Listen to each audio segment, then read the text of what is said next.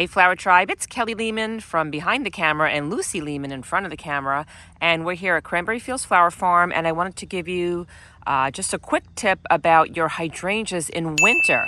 So if we haven't met yet, it's nice to meet you. My name is Kelly Lehman. I'm the owner of Cranberry Fields Flower Farm here in Cranberry, New Jersey, and I love giving you guys fun, free flower tips. So please feel free to subscribe to this YouTube channel and hit that bell notification so you know whenever I post another fun, free flower tip video. So guys, let's dive right in. So here it is winter, and it's been super, super cold out. I mean, temps are in like the teens for like the past maybe like 2 or 3 weeks. And all of a sudden we had this unexpected warmth spell. So temperatures right now are about 50 degrees. It was just such a huge swing in temp.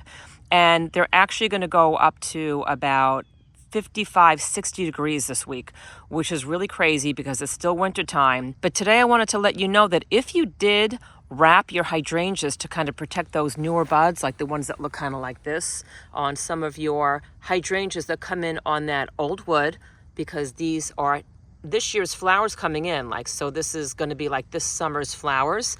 They start coming into place on the old wood from last year. And a lot of gardeners like to wrap their hydrangeas when it gets cold out with either some burlap or some plastic to protect these fresh new flowers from getting frozen off. But the problem is sometimes we get these warm snaps.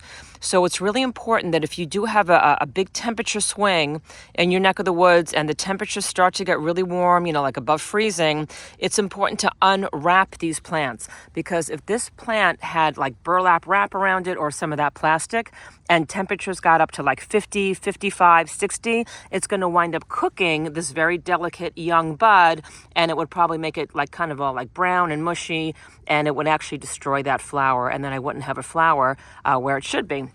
So keep that in mind. So if temperatures are going to wind up warming up, unwrap them. Most of my hydrangeas I don't wind up wrapping. And sometimes if I do wrap them, I'll do it like closer to the end of winter, early spring, when I've got a lot of this new growth on there. And then sometimes in spring, we'll get like a temperature drop like out of the blue when it goes down to like the 20s for a day or two, like very randomly, and that's when I'll kind of wrap them up. But for the most part, I don't want to have to keep running out here all winter long and, you know, unwrapping them on the super warm days and then wrapping them back up.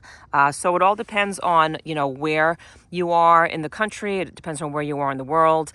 Some people do this from, you know, early winter just because they know that their winters are really, really harsh, and you're going to have to kind of just play it by ear. So I'm going to wind up leaving these unwrapped. I'm going to wind up wrapping them maybe towards like the end of like late winter, early spring, if I see that there's going to be a cold snap, you know, like below freezing for, you know, quite a while. But for the most part, I'm going to leave them alone. But if you do have yours wrapped and you're going to have a warm spell, make sure you unwrap them so that you don't cook them. So that's the story here. And while we're back here, I just wanted to show you what the secret garden looks like at this time of year. I actually leave a lot of these hydrangea blooms in place for the winter. I just think it provides a little bit of, you know, winter interest in the garden. And I'll wind up cutting them back, some of them, towards like early spring. But if you're too lazy to cut those back, those blooms that were left on, that's okay too, because your hydrangeas will still bloom. And this is what some of my incredible hydrangeas look like. I actually wound up leaving all these blooms in place, and I didn't cut any of them back. However, I chose to do the opposite with my Annabelles this year, and I kind of go back and forth with the hydrangeas that come in on that new growth. So these are very different than the hydrangeas that I just showed you, because these are Annabelle hydrangeas and all of their flowers aren't set in place yet. They won't come into place until like, I guess like mid-spring they're going to start coming up, because a lot of those are going to come in from the base of the plant. So I don't have to worry about wrapping or protecting any of the blooms that come in on the Annabelle hydrangeas, you know, the Incredibles, those are the smooth hydrangeas.